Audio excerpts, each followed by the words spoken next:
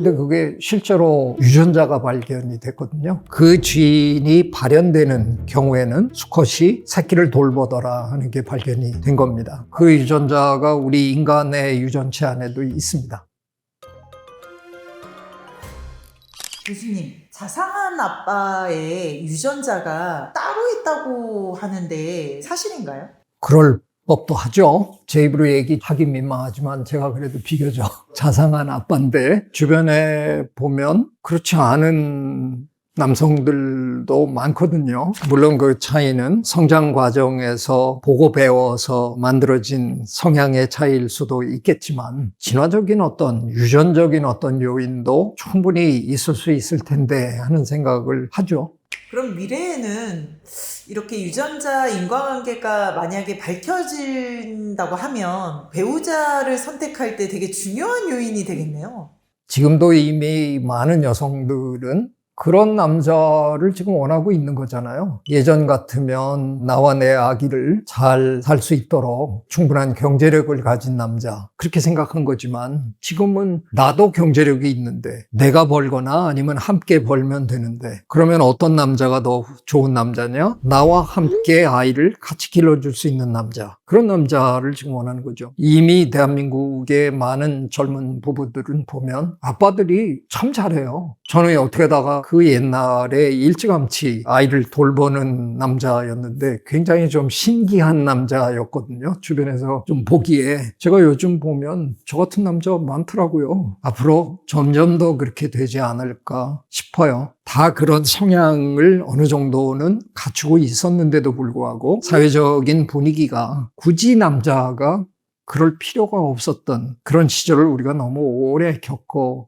온 거죠. 여기 환경 요인이 분명히 있을 거예요. 여전히 아이를 돌보는 일에는 관심도 없고 너무 못하는 남자들이 있죠. 있기는 있는데 제가 보기에는 호모사피엔스의 경우에는 언젠가 이 유전자 발현 연구를 다 마치고 나면 저는 다수가 아이를 돌볼 줄 아는 성향의 남성들일 거라고, 그쪽에 오히려 점수를 두고 싶어요. 그렇지 않고서는 우리 인간이 이렇게까지 성공했을 리가 저는 없다고 생각합니다. 자, 생각해 보세요. 우리 인간이 한꺼번에 새끼를 서너 마리씩 낳는 동물입니까? 하나 낳아요.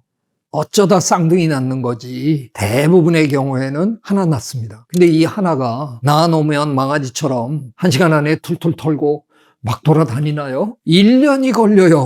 1년이 걸려야 겨우 지가 혼자 일어나서 아장아장 걷는 건데. 그러니까 얼마나 무기력한 새끼를 낳는 겁니까? 그것도 또 그 아이에게 젖을 물리는 동안에는 호르몬 사이클이 돌아오지 않아서 임신이 불가능하잖아요. 그러니까 우리 호모사피엔스는 기껏해야 한 3, 4년에 겨우 하나씩 키우는 동물인데 생산력으로 볼 때 빵점이에요. 그런 동물이 지금 80억 마리가 된 겁니다. 이게 어떻게 가능했어요? 제가 보기에는 아빠들의 역할도 무시할 수 없었을 거다 하는 거죠. 만약에 우리가 전형적인 포유동물이었다면 불가능했을 거예요. 그런데 인간 아빠들은 그래도 그냥 버리고 떠난 게 아니라 주변에 얼쩡거렸고 돈 벌어다가 키울 수 있는 환경이라도 마련했고 개 중에는 저처럼 키우는데 아주 적극적으로 참여한 아빠들도 있었고, 그래서 아마 우리는 원래는 생산력이 그렇게 탁월한 포유동물도 아닌데도 불구하고 지금 이렇게 어마어마한 숫자가 된 게 아닐까 그런 생각이 듭니다. 근데 포유류 남성, 포유류 수컷이기 때문에 그런 생각하기가 좀 사실은 힘들어요. 포유류 전체를 놓고 볼 때 그래도 자식 주변에 얼쩡거리는 아빠는 종으로 보면 전체의 5%도 안 됩니다. 포유동물이라는 작자들은 거기에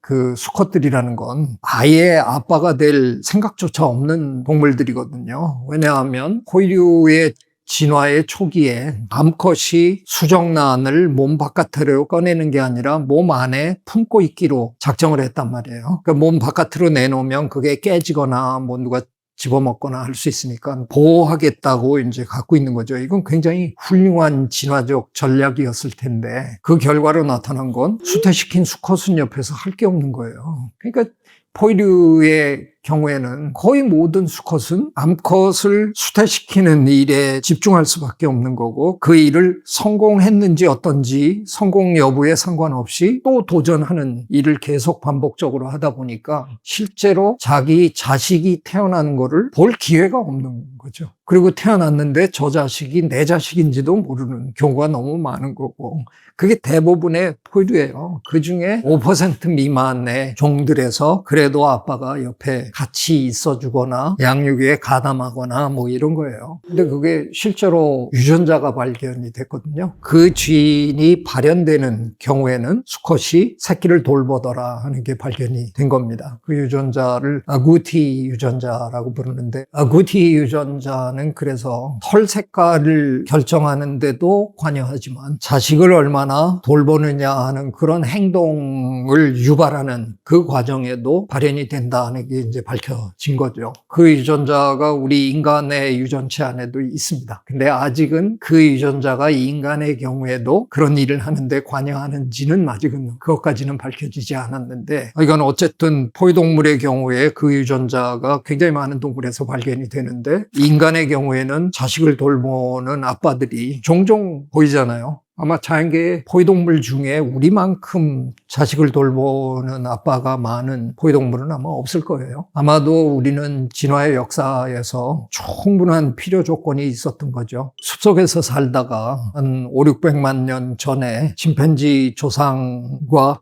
헤어져서 우리는 초원으로 나왔잖아요. 보나마나 권력 다툼에서 우리 조상이 된 그 부류가 밀려난 거지요. 초원의 삶은 숲의 삶보다 훨씬 험악했던 거죠. 묘하게도 우리는 그 무렵에 진화를 하는 과정에서 털이 점점 사라지는 방향으로 진화를 했단 말이에요. 사자의 쫓김을 받지만 우리도 우리 나름대로 사냥꾼이었단 말이죠. 우리가 영양을 쫓아다니는데 털이 많으면 체온을 유지하는 면에서는 좋지만 땀이 나서 체온을 좀 낮출 수 있는 그런 면에서는 털이 많으면 오래 뛸 수가 없었던 거예요. 우리는 아마 그런 방향 으로 진화를 한 거죠. 우리가 어떻게 영양보다 더 빨리 뜁니까? 순간 속도는 영양이 분명히 빠른데 영양은 오래 못 뛰어요. 근데 우리는 오래 뛰거든요. 그래서 줄기차게 쫓아가다 보면 이제 나중에 지친 영양을 우리가 잡을 수 있게 된 거죠. 그 과정에서 우리는 털이 없어지는 과정으로 진화를 했는데 그러다 보니까 우리 아기들은 이제 결정적인 어려움을 안게 되는 거죠. 엄마가 털이 있어야 엄마 털을 붙들고 매달려야 되는데 엄마가 털이 없으니까 매달릴 수가 없는 거죠. 그러면 어떻게 해요?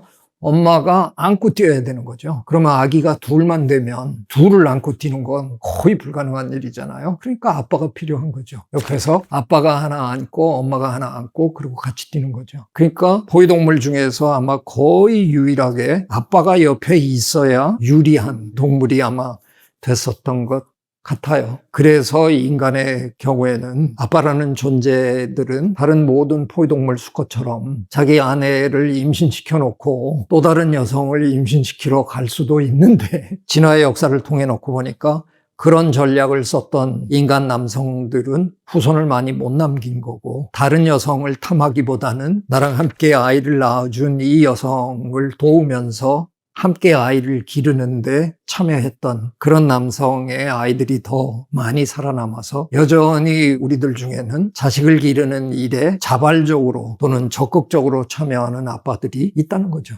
아마 그게 최근에 드러난 거로 보입니다. 이제 아구티 그 유전자가 직접적으로 관여하는지까지는 아직 정확하지 않지만 아마도 유전적으로 우리 인간에게는 인간의 남성들에게는 자식을 돌보고자 하는 자발적인 어떤 행동도 유전자에 의해서 어느 정도는 프로그램되어 있는 게 있을 거다. 그런 유전자를 갖고 태어난 사람이라 그러면 충분히 그런 행동을 할 수 있을 거다는 겁니다. 언젠가 이런 게 다 밝혀지고 나면 저는 오히려 인간 남성은 다수가 아이를 돌볼 줄 아는, 돌보고자 하는 성향을 가진 걸로 드러날 거라고 저는 생각합니다. 그러면 혹시 자상한 아빠의 유전자가 있는 분이라면 배우자나 주변 타인에게도 자상하다라고 봐도 될까요? 대상이 누구냐에 따라서 달라질 수는 있겠지만 다른 사람한테는 절대로 자상하지 않은데 내 아이를 키우는 과정에서만 자상하다. 좀 이상한 사람일 거 아니에요. 아마도 내 아이를 향한 자상함이라기보다는 인간을 향한 자상함, 일반적인 자상함이겠죠. 아마 같은 성향일 거라고 저는 생각합니다. 그런 성향은 누구에게나 있을 수 있는 거고요. 대체로는 우리는 태어나기를 귀엽고 예쁜 걸 보면 사랑할 수밖에 없는, 그게 이제 제 지도 교수님 윌슨 교수님이 바이오필리아, 생명애착이라는 개념으로 설명한 거거든요. 그래서 우리 인간에게는 작고 예쁜 걸 보면 끝없이 사랑스러움을 느끼는 그런 마음을 본능적으로 갖고 태어난다라고 설명하셨거든요. 누구에게나 아마 그런 마음들이 있을 거예요. 주변에 가끔 보면 평소에 굉장히 무뚝뚝하고 우락부락한 어른들이 조그만 아이랑 둘이 이렇게 남겨지는 상황이 되면 갑자기 그냥 한없이 이렇게 흘러내리는 그런 광경들을 우리가 가끔 보잖아요. 그런 걸 보면 거듭 얘기하지만 우리 호모사피엔스 남성의 유전체 안에는 아이를 돌보고자 하는 성향이 대부분의 절대 다수의 남성의 유전체 안에 존재하고 있을 거다 하는 생각을 합니다. 저는 이제 종종 우리 사회의 남녀 관계에 대해서 강연을 할 때 마무리 발언으로 이런 얘기를 많이 하거든요. 이 모든 변화의 관건은 이 방 안에 계신 남성 여러분에게 달려 있습니다. 여러분이 어떻게 하느냐에 따라서 이 땅에 양성 평등이 얼마나 빨리 올 수 있느냐가 결정되는 거다. 그런데 자칫 생각하면 그게 손해를 보는 일인 줄 알고 우리가 좋은 일을 해줘야 되겠구나, 뭐 이런 착각을 하시는 분이 계신데 전혀 그게 아니고요. 인간이란 동물로 태어났는데 잠자는 아이 얼굴 보고 출근했다가 야근하고 돌아오면 또 그 아이가 잠자고 있는데 그 아이가 다 커서 아버지한테는 잘 다가오지도 못하고 동물의 삶으로 그게 무슨 의미가 있느냐. 모름지기 동물로 태어났으면 후세를 기르는 게 그게 얼마나 기가 막힌 행복인 줄 아느냐. 근데 대한민국에 너무 많은 아빠들은 그 행복할 수 있는 권리를 빼앗기고 사는 거다. 한번 적극적으로 참여해 보시라. 그럼 자식들하고도 평생 대화가 되는 그런 아빠가 될 수 있다. 그런 얘기를 제가 참 많이 했습니다. 우리 인간 남성들에게는 아마도 본능 수준에서 자식을 돌보고 싶어하는 그런 본능이 충분히 내재되어 있을 겁니다. 거부하지 마시고요. 그게 행복이라는 걸 잘 생각해 보시고 아이를 기르는 과정에서 그 아이가 커나가는 과정에서 함께 느껴보는 그런 행복, 아빠들도 자식을 기르는 행복감을 느낄 권리가 있는 거거든요. 이제는 우리가 권리만 있는 게 아니라 유전적인 배경도 있네요. 내 아이가 크는 과정에서 그걸 바라보고 행복을 느낄 수 있는 권리가 나에게도 있다는 걸 절대 잊지 마시고요. 아이 키우는 과정에 적극적으로 참여하시기 바랍니다. 아마 행복한 아빠가 되실 수 있을 거라고 생각합니다. 예, 구독, 좋아요, I love you.